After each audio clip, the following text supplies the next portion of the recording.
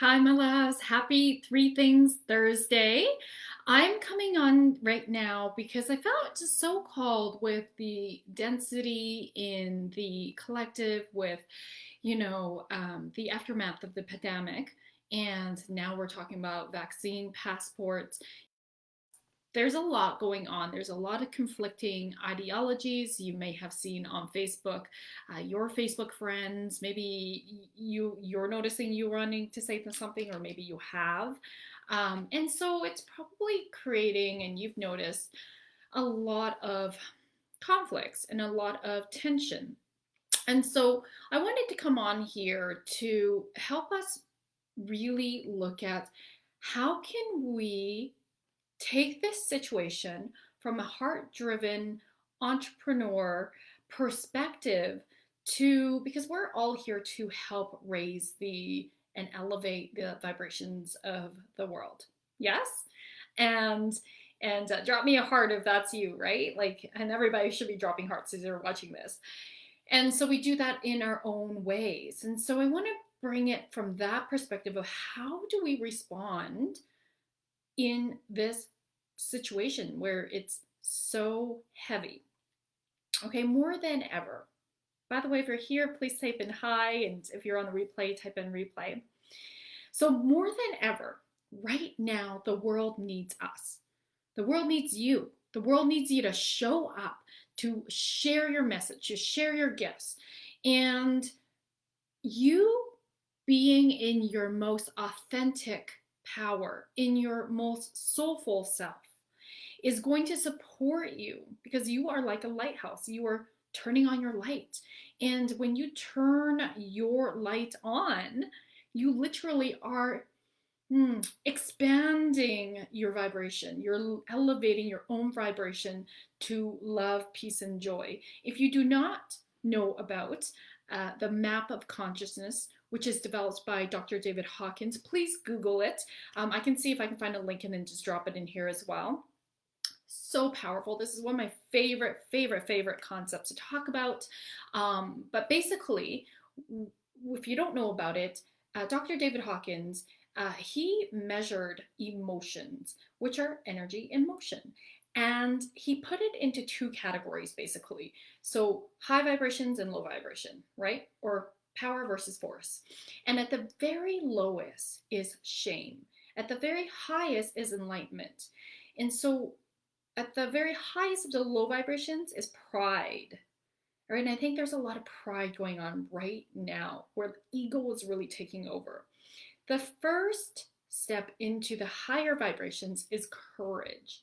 It takes courage to show up as who you are. It takes courage to speak out, not from a place of reaction. We are all entitled to our feelings. No feelings are unhealthy, but it's how we choose to consciously show up in these reactions. So we want to, as much as possible, come from a place of alignment with our highest self. We all have our own truths. There is absolutely no right or wrong. Okay, and this is not about stating an opinion to create something controversial. But from this perspective, this is really about aligning with love, because that's what we're all here for, right? We either choose love or fear. And so when we choose love, we are here to rise above, to be in this energy of love, joy, peace. That's a higher vibrations, obviously, right? And when you look at the map of consciousness, this is flow state. And so when we can be in this beautiful frequency of love, joy, and peace, because how many people's Facebook feeds right now are probably filled with heaviness and density and fighting and you know, perhaps well, it would be low vibration bullying or attacks, right? I think a lot. And so, can you imagine if your feed is one of the few on other people's feed that is of higher vibration, that is of light, that is of hope? It's like something can shift. You can be that one person that can shift somebody's perspective to be like, huh, this is different. This, something about this is speaking to me. How can love not speak to people? And so I actually shared something on my feed about this. So I'll post it in the comments, a link there so you can see it. And it was very coming from a place of just reminding people to be in the energy of love and respect, right? So what I want to share, and I want you to think about this, is how can you contribute your gifts right now to raise the vibrations in the collective? Okay, so number one, write, just like I did, a post where it's being inspiring in the energy of love, of peace, of being in the energy of respect. You know, if that's you, of course, it's gotta be authentic to you, but I'm guessing if you're in here, that is, right? And you say it in your own words because people need that right now. They need that right now. The other thing to do is offer your gifts. So, for example, if you are maybe an SRT therapist, um, if you are a meditation teacher, if you offer any sort of workshops that you could do for an hour, like think about that. Like, how can you use your gifts right now to offer support for people who are feeling quite traumatized right now? And offer it for free, offer it for donation, and whatever it is that feels right for you. There's no right or wrong, but offer it so that you are able to show up and be there for people. People love supporting people they like, know, and trust. This is then you're building that with others. You're showing up for people right now in the time of need and time of trauma. Who are they going to remember? It's going to be when those people who show up, right, for them and support them through this process. So that's number two.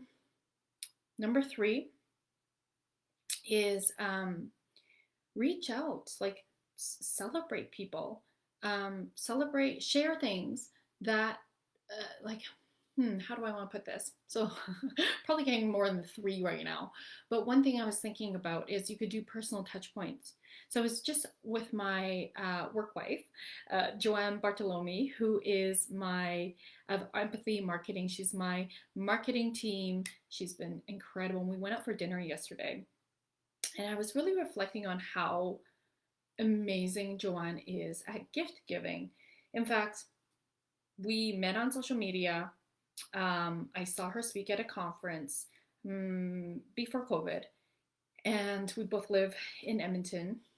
Me for another week, and then that was a while ago. And then maybe I want to say like just shy of a year later, she sent me a Christmas card with a Starbucks gift card for like $25, and just said, you know what, you're one of the most inspiring women in Edmonton.